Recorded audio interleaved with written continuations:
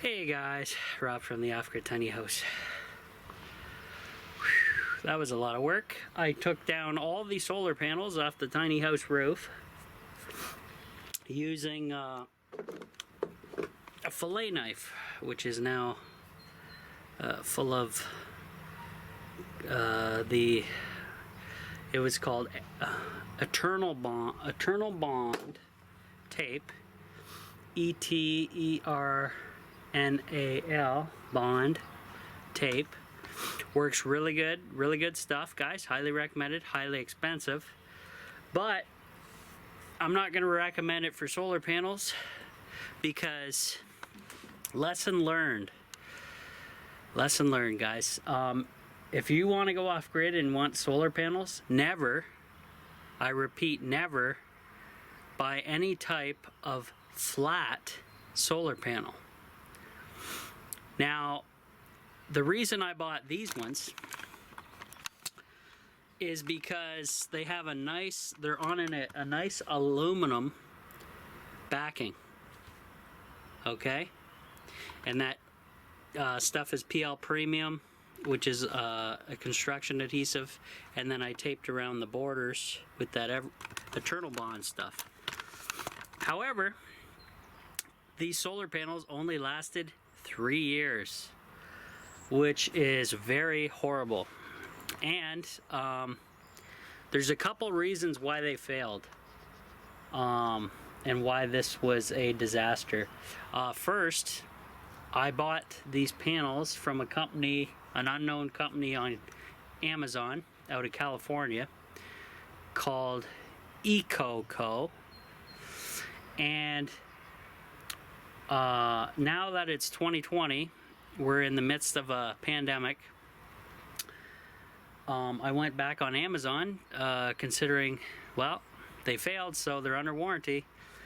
The company is has been deleted from Amazon, which means they're a scam company, and there's no way for me to get any retribution via Amazon. And also, I looked up the company on Google separately, and it's non-existent or defunct. So that means these panels failed after 3 years. I have no warranty. I have been scammed, and I'm out all that money. Now, I'm not entirely sure what I paid for the set, but what did I? There was 10 of them, I think. 6, 7, 8. Yeah, I ordered 10. So I had 6 on this end of the tiny house and 4 on the other end. The 4 were wired in parallel. The 6 were wired in series, feeding the lithium iron phosphate batteries. Now, one thing I got to make sure to tell you guys, I noticed basically during winter time, the ones in parallel were hooked up to an MPPT, and I noticed it just slowly got worse and worse and worse. And and basically murdered my old batteries anyway. And then, so once that was completely failed, I checked it, and we're getting 0 volts up there, okay, through the solar. Now, just recently, the 6 that were in series failed, and I discovered that horribly when trying to enjoy my tiny house and have no power.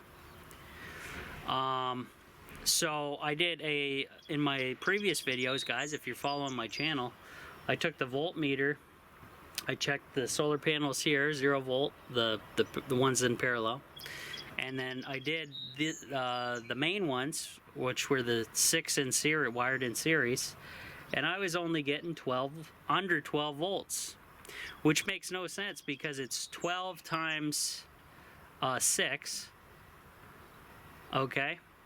So that would be, you'd be closing in on 72 volts, and sometimes I would get almost 120 volts, okay? So there was something seriously wrong. Now, when taking down the solar panels, once I put my hand underneath the aluminum, and mind you guys, my roof is completely, it's made out of, it's aluminum, okay? Now, the solar panels, the backing is also aluminum, so I had the solar panel backing touching the roof that was aluminum. So it was basically like a giant heat sink. I thought that would work. Apparently not. So whatever you guys do, if you want to buy solar panels, never, ever, ever, ever buy flat solar panels. Believe me, I'm the living guinea pig test case, and there's many other horror stories I've heard online from flat solar panels, and here's another one.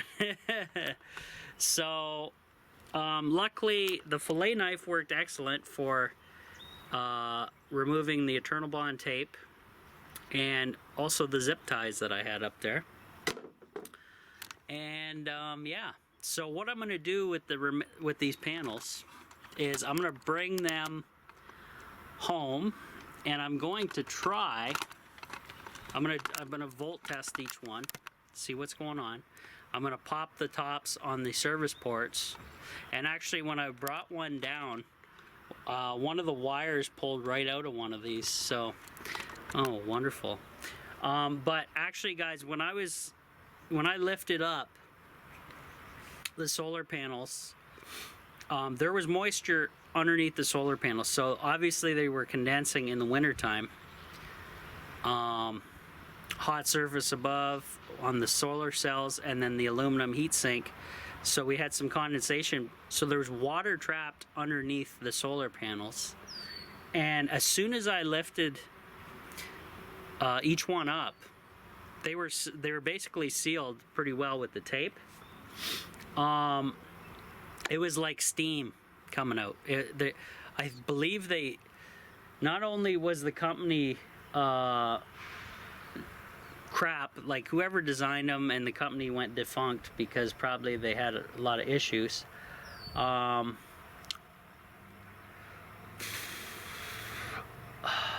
think it was just bad design, and that's why I say never buy flat solar panels.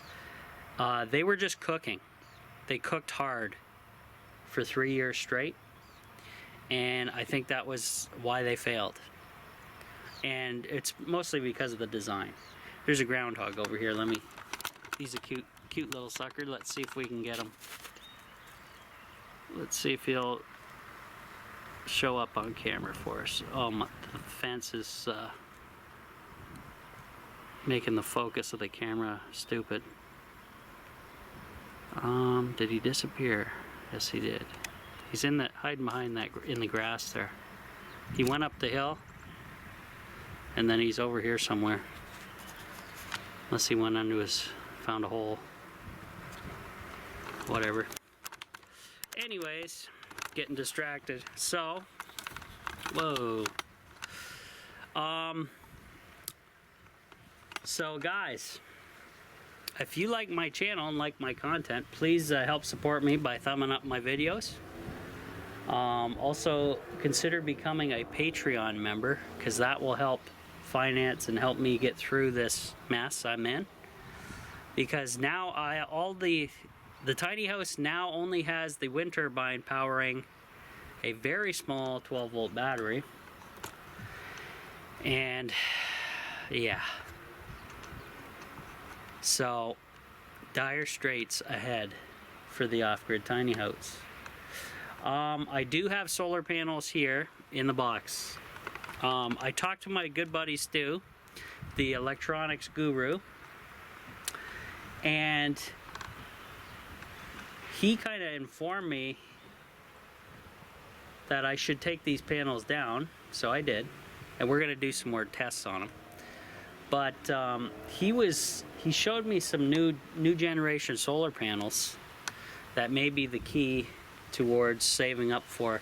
I'm gonna buy from a company called LG. You guys should know it, it's well known, and they offer a 25-year warranty, and they won't go defunct. Most likely they won't go defunct like these no names. So I got scammed by some Chinesium solar panels. But like again, the main lesson here is, guys, if you're thinking about going off the grid or want solar panels, never buy flat. Repeated it a couple times, but that's the way it goes. It's gonna be a super hot day today. I'm sweating like a pig, but at least there's a nice breeze now. And actually, when I got here, there was no breeze whatsoever, so it was perfect time. I did the solar panels closest to my wind turbine. That way, it's nice and safe, and my arm doesn't get chopped off. Yeah. But I think that's all I'm gonna be doing here today. I'm definitely not putting up any new solar panels as of yet. Now I'm debating on whether I have 12 solar panels here still in the box, and they're not flat, they're the traditional, and they work good. I sold a couple off to some people that were used, but that's it. Those are the only used ones I sold off, so I kept 12. It's still in the box here. Now I put those up for sale on Facebook and Kijiji, and I'm asking $1,200, so $100 a panel, and I'm selling them as a set for 12, so $1,200. So if I get $1,200, I told Stu, I'm like, well, should I sell those and then upgrade to the LG ones that have the 25-year warranty, and it's a good known company that will stand by their stuff? And he said, yeah, that's probably the way to go. So whether or not I sell these in enough time to get some new solar panels or just keep with these traditional ones, it's either I'm gonna get LG or use my ones on hand. That's just the way it is. Now I'm gonna fasten them with L brackets, so that means I have to screw into the roof, but I'm gonna apply some heavy duty silicone to each screw hole before and after, and I have to leave an air gap underneath these panels, obviously, to keep them lasting more than 3 years. So yeah, moral of the story, never buy flat panels, ever. So we'll see you guys on the next one, and this is Rob from the Off-Grid Tiny House signing out.